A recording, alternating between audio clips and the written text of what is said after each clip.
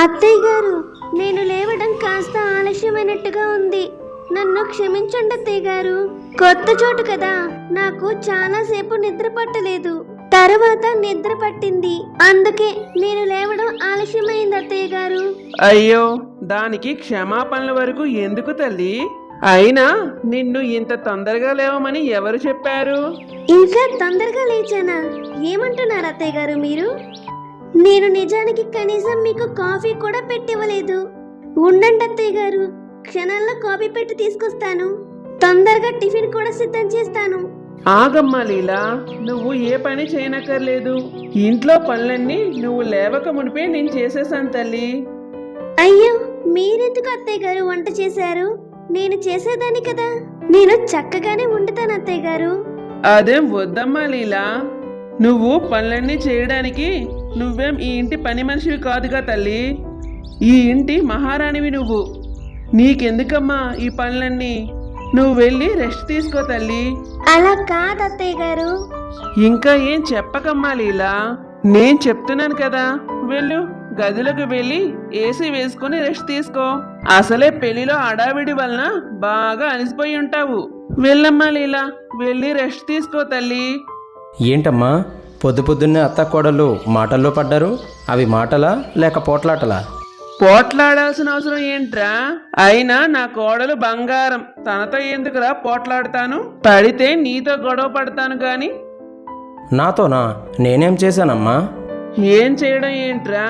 నా కోడల్ని బంగారు బొమ్మలా చూసుకోవాలి, అంతేగాని నువ్వు ఏదైనా అనడం, తను బాధపడడం లాంటివి జరిగితే నీతో గొడవ పడినా మరి?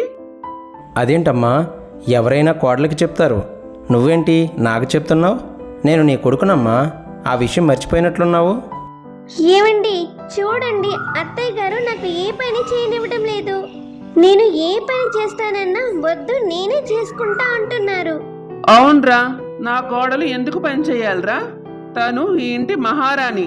చూసావుగా లీలా, మా అమ్మ ఇంతకు ముందే నిన్నేమైనా అంటే గొడవ పడతాను అంది. ఇప్పుడు తనే చెప్తుందిగా మహారాణి అని. నిన్నేమైనా అన్నానంటే నన్ను చంపినా చంపేస్తుంది. మీ తగువులు మీ అత్త కొడళ్ళు మీరే పడండి. నేను ఆఫీస్కి వెళ్తున్నా అమ్మా, నాకు ఆలస్యం అవుతుంది. అప్పుడే ఆఫీస్ ఏంట్రా? లీలకు తోడుగా ఒక 4 రోజులు సెలవు పెట్టలేకపోయావా? అంత గాబరగా ఆఫీస్కి వెళ్ళడం దేనికి? లేదమ్మా, కుదరదు. ఇప్పటికే పెళ్లి పేరు చెప్పి వారం రోజులు సెలవు పెట్టాను. ఇంకా వెళ్ళకపోతే ఎక్కడ పనులు అక్కడే మిగిలిపోతాయి. సరే అమ్మా, నేను వెళతా, ఆలస్యం అవుతుంది. సరేరా. అమ్మా లీలా, వెళ్ళమ్మా, అబ్బాయిని పంపించిరా.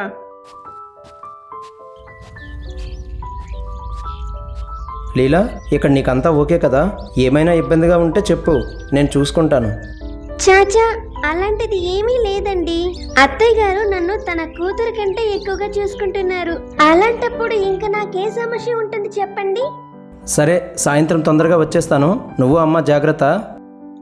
సరే అండి. అబ్బా, మా అత్తయ్య మావారు ఎంత మంచివారు. నన్ను నిజంగానే చాలా సంతోషంగా చూసుకుంటున్నారు. ఎంతైనా మా అమ్మ నాన్న అన్నట్లు నేను చాలా అదృష్టవంతురాలు అనుకుంటా. ఇలా కొద్ది రోజులు గడిచాయి. చెల్లమ్మ, బాగున్నావా?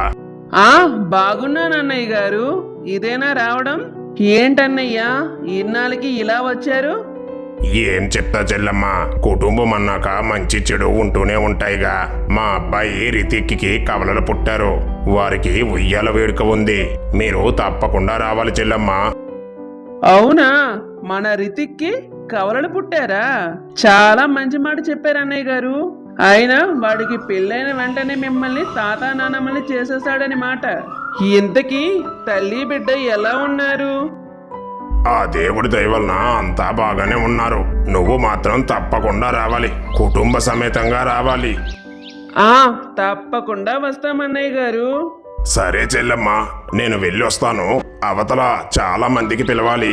ఇంకా చాలా పనులున్నాయి. ఇంకా భోజనాలన్నీ కేటాయించాలి. చిన్న పిల్లలు ఉంటే ఇల్లు ఎలా ఉంటుందో తెలుసుగా. సరే అన్నయ్య గారు, వదిన గారిని అడిగానని చెప్పండి. అమ్మో, కవల పిల్లలు పుట్టారా ఆ రితిక్కి? అయినా పెళ్ళయి సంవత్సరం తిరక్క మునిపే పండుల్ లాంటి పిల్లల్ని కని తన తల్లి తండ్రి చేతికి ఇచ్చేశాడు. అందుకే ఆ కేశవరావు చాలా గొప్ప అయిపోతున్నాడు. నాకు ఎప్పుడు వస్తుందో ఏంటో ఆ అదృష్టం. ఇంట్లో మనవలతో నేను ఎప్పుడు ఆడుకుంటానో ఏంటో. అంతా ఆ భగవంతుని దయ. ఆయన పుణ్యమా అని నాకు తొందరలో మనవడో మనవరాలో పుడితే ఊరంతా అదిరిపోయేలా వేడుకలు చేయను. వాళ్ళ బారసాల వేడుకలకి ఊరంతా భోజనాలు పెట్టేస్తాను. భగవంతుడా, నా ఆశ తొందరగా నెరవేరేలా చూడయ్యా. అత్తయ్య గారు, ఏంటమ్మా లీలా, ఏమైనా కావాలా చెప్పు. మరేం లేదత్తయ్య గారు, నేను ఈ ఇంటికి వచ్చి చాలా రోజులవుతుంది కదండి. మా అమ్మ నాన్నని చూడాలి అనిపిస్తోంది. మా ఇంటికి వెళ్తాను అత్తయ్య గారు. ఇప్పుడు మీ ఊరు వెళ్ళడం ఎందుకమ్మా? అంత అవసరం ఏముంది? అదేంటి అత్తయ్య గారు, నాకు మా అమ్మ నాన్న గుర్తొస్తున్నారు.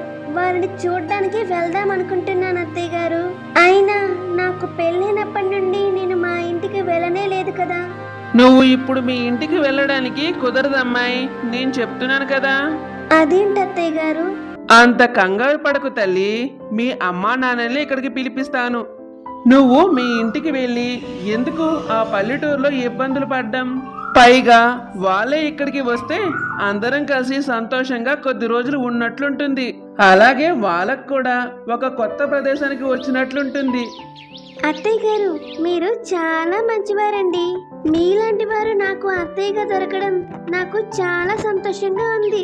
సరే తల్లి, నేను అబ్బాయితో చెప్తాను. తానే స్వయంగా వెళ్ళి మీ అమ్మ నాన్ని ఇంటికి తీసుకుని వస్తాడు. నువ్వు వెళ్ళి విశ్రాంతి తీసుకో తల్లి. మళ్ళీ మీ అమ్మ నాన్న వచ్చేసరికి వారితో నీకు సమయమే తెలీదు. సరే అత్తయ్య, కానీ మీరు ఒక్కరే పనులు చేసుకుంటే ఏం బాగుంటుంది. నేను కూడా మీతో వచ్చి మీకు సహాయం చేస్తాను అత్తయ్య గారు. అయ్యో, ఏం అవసరం లేదు తల్లి. నేను ఉన్నన్నాళ్ళు నా బిడ్డకి నా కోడలికి వంట చేయడంలో నేనేం అలసిపోను. ఒక విధంగా నాకు అలా వండి పెట్టడం చాలా సంతోషం. నువ్వు వెళ్ళమ్మా లీలా. ఇలా కొద్ది రోజులు గడిచాయి. లీలా వాళ్ళ అమ్మా నాన్న లీలా వాళ్ళ ఇంటికి వస్తారు. అమ్మా నాన్న, ఎలా ఉన్నారు? మిమ్మల్ని చూసి చాలా కాలం అవుతుంది. మేము బాగున్నాం తల్లి, నువ్వెలా ఉన్నావు? ఏంటమ్మా లీలా, వాళ్ళని అలా మాటలతోనే నిలబెట్టేస్తావా? వెళ్ళమ్మా, వాళ్ళకి ఏదైనా తినడానికి తీసుకొనిరా. మీ అమ్మా నాన్న వచ్చారనే సంతోషంలో వాళ్ళకి మర్యాదలు చేయడమే మర్చిపోతున్నావు. వెళ్ళి తొందరగా ఏదైనా తీసుకొనిరా. సరే అత్తయ్య గారు, నేను ఇప్పుడే వెళ్తాను. ఏంటన్నయ్య గారు ఇంకా సంగతులు? ఊర్లో అంతా బాగున్నట్టేనా? ఏంటి వదిన గారు, వచ్చినప్పటి నుండి చూస్తున్నాను, అసలు ఏం మాట్లాడడం లేదు. అదేం లేదు వదిన గారు, చాలా కాలం తర్వాత అమ్మాయిని చూశాను కదా, ఆ ఆనందంలో మాటలు రాలేదంతే. ఇంతకీ బాగున్నారా వదిన గారు? నేను చాలా ఆనందంగా ఉన్నాను. మా లీల మా ఇంటికి వచ్చాక ఇంకా అన్ని సంతోషాలే. అవును వదిన గారు, అడగడమే మర్చిపోయాను. మీ అమ్మాయిని చూసారుగా, ఏమైనా చిక్కిపోయినట్లు కనిపిస్తుందా? అలా ఎందుకు అనిపిస్తుంది వదిన గారు? తనని నాకంటే బాగా మీరే చూసుకుంటున్నారు. ఇంకా తనకి ఏం లోటు ఉంటుంది? అయినా చెల్లమ్మ, తన కోసం ఎందుకు తల్లి భయపడడం? తనకి ఏం లోటు ఉంటుంది ఇక్కడ? తనకి ఒక తల్లి దూరమైన అత్త రూపంలో ఇంకో తల్లి దొరికింది. మా లీల అదృష్టవంతురాలు అమ్మా. మాకు తనపై ఎటువంటి దిగులు లేదు చెల్లమ్మ. అంతా మీ అభిమానం అన్నయ్య గారు. సరే నాన్న మహేష్, అత్తయ్య మామయ్యకి వాళ్ళ రూమ్ చూపించు నాన్న. సరే అమ్మా. అత్తయ్య గారు, మావయ్య, పదండి. ప్రయాణం చేసి అలసిపోయారుగా, వెళ్ళి విశ్రాంతి తీసుకుందరు. అమ్మా లీలా, నీకు ఇక్కడ అంతా సరిగ్గానే ఉంది కదమ్మా? నువ్వు ఇక్కడ సంతోషంగానే ఉన్నావు కదా తల్లి? నీకు ఏం ఇబ్బందులు లేవు కదా? అలా ఏం లేదమ్మా, నేను ఇక్కడ చాలా సంతోషంగా ఉన్నాను. మీరే చూస్తున్నారు కదమ్మా, నన్ను ఒక మహారాణిలా చూసుకుంటున్నారు ఇక్కడ. అసలు మా అత్తయ్య నాకు ఏ పని చేయనివ్వరు తెలుసా? తనే అన్ని పనులు చేసుకుంటారు. నిజానికి నన్ను ఒక కూతురు కంటే ఎక్కువగా చూసుకుంటున్నారమ్మా.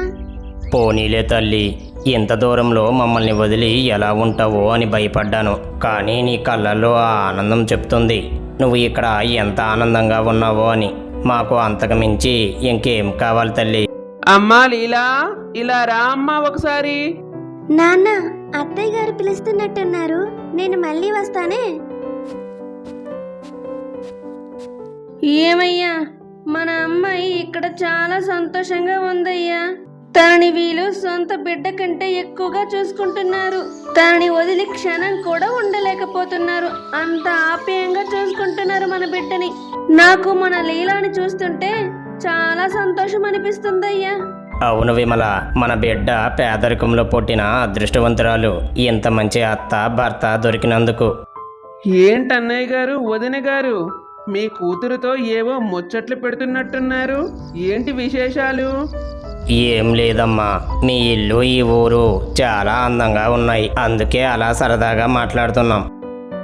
అవునులే అన్నయ్య గారు, మనలాంటి వాళ్ళు ఉంటే ఏముంటాయి, మాటలు తప్ప. అదే మనవడో మనవరాల్లో ఉంటే బాగా సరదాగా ఆడుకునే వాళ్ళం. అలా అయితే మనకి సమయమే తెలియదు కదా. ఎంతైనా మన వయసు అలాంటిది అన్నయ్య గారు. ఈ వయసులో మనవడు మనవరాలతో ఆడుకునే వయసు మనది. అవును చెల్లెమ్మ, నువ్వు అనేది నిజమే. పిల్లలు ఉంటే సమయం ఇట్టే గడిచిపోతుంది. ఇలా కొద్ది నెలలు గడిచాయి. అమ్మా లీలా, మేము వచ్చి చాలా కాలమవుతుంది. రేపు మేము బయలుదేరుతాం తల్లి. అదేంటి నాన్న, అప్పుడే వెళ్ళిపోతా అంటారేంటి? ఇంకొన్ని రోజులు ఉండి వెళ్దురు గాని.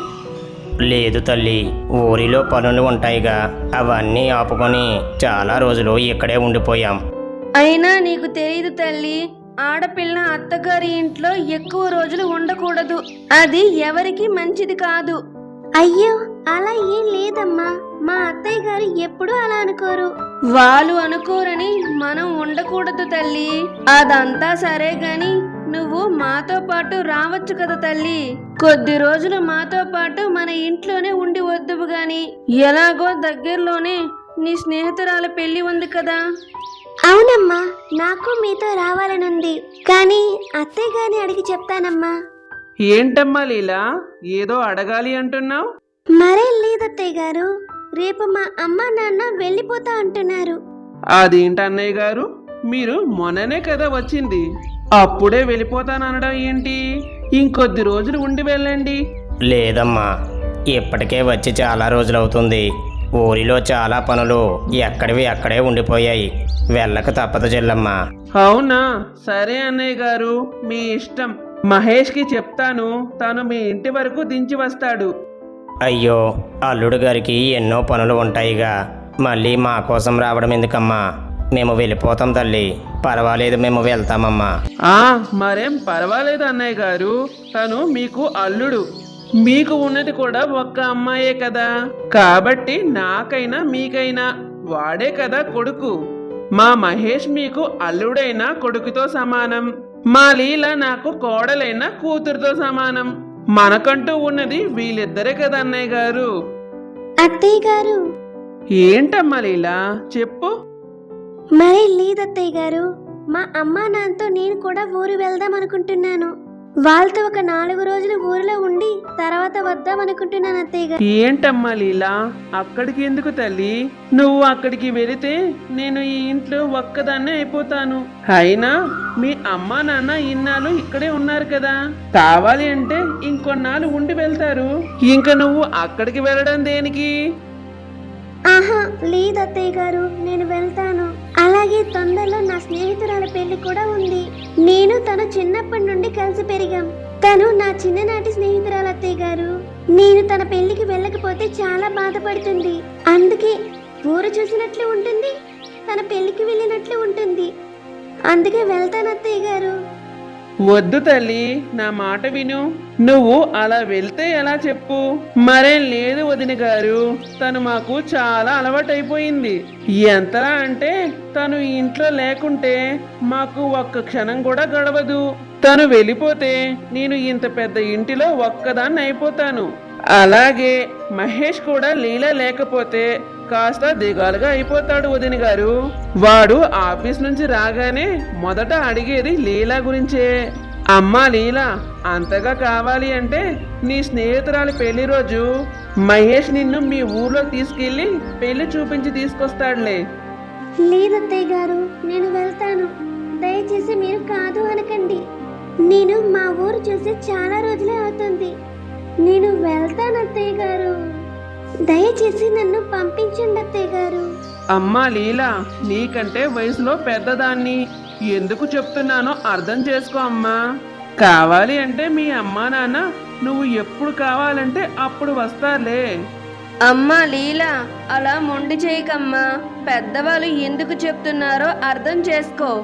అయినా మీ అత్తగారు చెప్తున్నారు అంటే అంతా నీ మంచికే అయి ఉంటుంది. వదిన గారు, నాకు మీ ఆలోచన అర్థమయ్యింది. మీరు ఆలోచిస్తుంది మంచి విషయమే వదిన గారు. అమ్మా లీలా, మేము మళ్ళీ వచ్చేసరికి మాకు మంచి శుభవార్త చెప్పాలి, సరేనా? అలా నరసయ్య విమల కలిసి ఊరు వెళ్ళిపోతారు. అమ్మా లీలా, బాధపడుతున్నావా తల్లి? నేను మీ అమ్మగారింటికి పంపలేదు కదా. అయ్యో లేదులేండి అత్తయ్య గారు. నాకు నువ్వు మీ అమ్మగారింటికి వెళ్ళడానికి ఎలాంటి ఇబ్బంది లేదు తల్లి. కానీ నువ్వు ఆ పల్లెటూరు వెళ్ళి ఎన్ని ఇబ్బందులు పడతావు అనేదే నా బాధ. ఇక్కడైతే అన్నీ నీకు అందుబాటులో ఉన్నాయమ్మా, కానీ అక్కడ అన్నీ అందుబాటులో లేక నువ్వేదైనా ఇబ్బంది పడితే నేను చాలా బాధపడతాను కదా తల్లి. అంతేకాదమ్మా, నువ్వు మాకు బాగా అలవాటైపోయావు. నేను నిన్ను వదిలి ఉండలేను తల్లి. అందుకే వెళ్ళొద్దని చెప్పానమ్మా. ఏమనుకోకమ్మా లీలా. నేను అర్థం చేసుకోగలను అత్తయ్య గారు, మరేం పర్వాలేదు. చాలా మంచిది నా కోడలి పిల్ల. నేను ఏం చెప్పినా ఇట్టే అర్థం చేసుకుంటుంది. సరే ఉండు తల్లి, నీకోసం ఏదైనా చేసి తీసుకొస్తాను.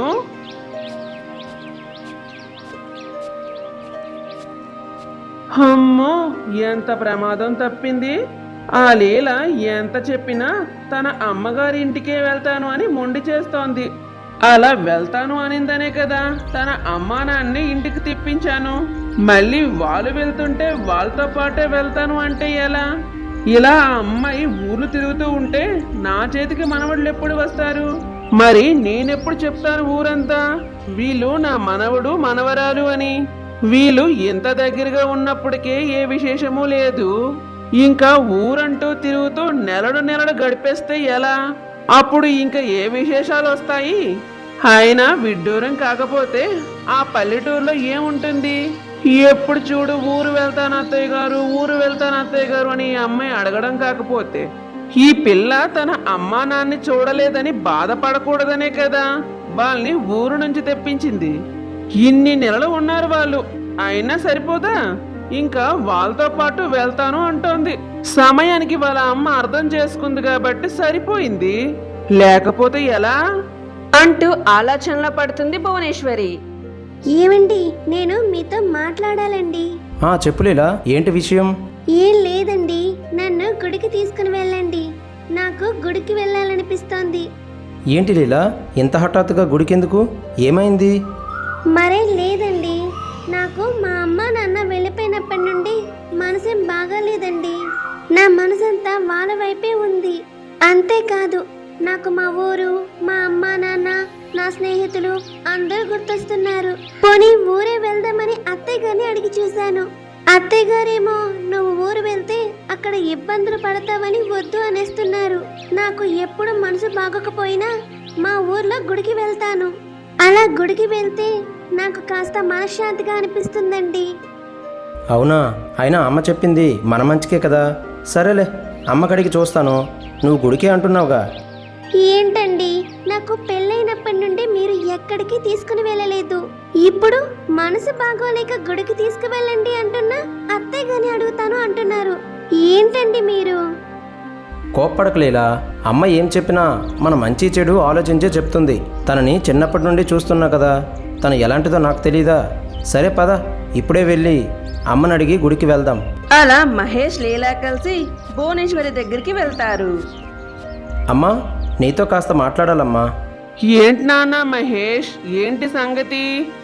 ఏం లేదమ్మా, లీలా ఇంటిలో ఒంటరిగా ఫీల్ అవుతుందంట. గుడికి వెళ్తా అంటుంది. ఒంటరిగా ఉండడం ఏంట్రా? తనకి మనం ఇంట్లో లేమా ఏంటి? అయినా ఇప్పుడు గుడికి ఎందుకురా నాన్న? ఇంట్లోనే ఉండి ఏదైనా రథం చేస్తాను అంటే చెప్పమను, అన్నీ సిద్ధం చేయిస్తాను. అమ్మా లీలా, నిండు నూరేలు పసుపు కుంకుమలతో ఉండడానికి, మంచి సంతానం కోసం నోములు ఏమైనా చేస్తావా తల్లి?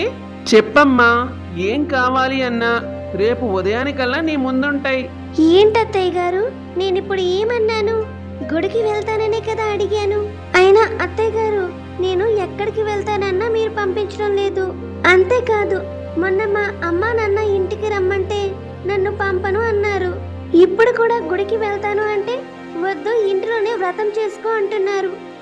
అమ్మా లీలా, మా అమ్మవి కదమ్మా, నన్ను అర్థం చేసుకో తల్లి. నేను ఏం చేసినా మన కుటుంబం బాగుండాలని కదమ్మా చేస్తాను. అయినా గుడికి వెళ్తే భక్తులు రద్దీతో దర్శనం సరిగ్గా అవ్వనే అవ్వదు. దానికి తోడు ఎండలో లైన్లో నిలబడితే నీకు చెమటలు పడతాయమ్మా. అసలే ఎండలు ఎక్కువగా ఉన్నాయి. ఆ ఎండలు తగిలి నీకు వడదెబ్బ లాంటిది ఏమైనా వస్తే నేను తట్టుకోలేను తల్లి. అదే మన ఇంట్లో అనుకో, నీకు కావాల్సినంత సమయం నీడలో ఎన్ని పూజలైనా చేసుకోవచ్చు. అప్పుడు నీకు ఎండ తగలదు, నువ్వు అలసిపోవు. సరేనా? లీలా, అమ్మ చెప్తుందిగా, గుడికేం వద్దులే. కావాలంటే ఆ వ్రతాలు ఏమైనా చేస్తావంటే చెప్పు, అమ్మ సిద్ధం చేస్తానంటుందిగా. ఇంకా ఏం ఆలోచించక తల్లి లీలా. ఓరే మహేష్, లీలాని గదిలోకి తీసుకువెళ్ళరా. మీ ఇద్దరు సరదాగా మాట్లాడుతూ ఉండండి. నేను వెళ్ళి వేడివేడిగా మీకోసం బజ్జీలు చేసి తీసుకొస్తాను. లీలా, పద వెళ్దాం.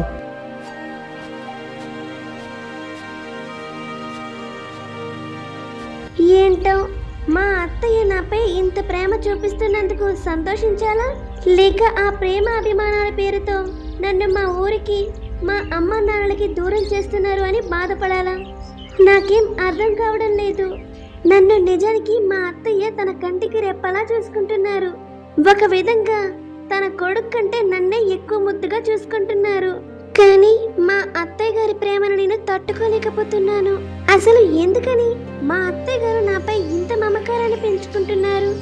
చివరికి మనశ్శాంతి కోసం గుడికి వెళ్దాం అనుకున్నా ఎండ తగులుతుందని ఇంట్లోనే వ్రతం చేసుకోమంటున్నారు. ఇది ప్రేమ లేక చాదస్తమా? చాచా, చాదస్తమని అనుకోలేం. నన్ను ఎప్పుడు ఏ మాట అనలేదు మా అత్తయ్య. కానీ నేను ఇలా నా ఇంటికి, నా వాళ్ళకి దూరంగా ఉండిపోవాల్సిందేనా? నాకు పెళ్లి కాకముందు మా ఊర్లో నేను చాలా సంతోషంగా తిరిగేదాన్ని. మా అమ్మ నాన్న నాకు ఎప్పుడూ బయటికి వెళ్ళొద్దు అని చెప్పలేదు. కానీ ఇక్కడ బయటికి వెళ్ళడానికి ఎన్నో కారణాలు వెతుకుతున్నా కుదరడం లేదు. కానీ మా ఆయన కూడా నన్ను బయటకు తీసుకెళ్లడం మానేశారు. నేనే నోరు తెరిచి అడిగితే అమ్మని అడిగి చెప్తాను అంటారు అని ఆలోచనలో పడుతుంది లీలా. అలా మరుసటి రోజు ఉదయం, ఏరా మహేష్, నీకు ఈరోజు ఆఫీస్ లేదు కదరా? అవునమ్మా, లేదు, కానీ అనుకోకుండా మీటింగ్ ఏర్పాటు చేశారు, తప్పకుండా వెళ్ళాలి. అలా అంటావేంట్రా?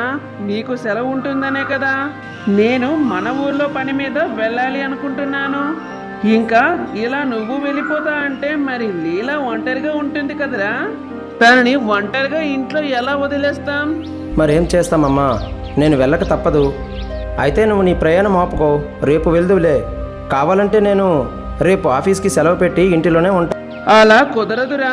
నేను వస్తున్నా అని వారందరూ ముందే వచ్చేశారు. అంతేకాదురా, నిన్న సాయంత్రం కూడా అందరూ ఫోన్లు చేశారు.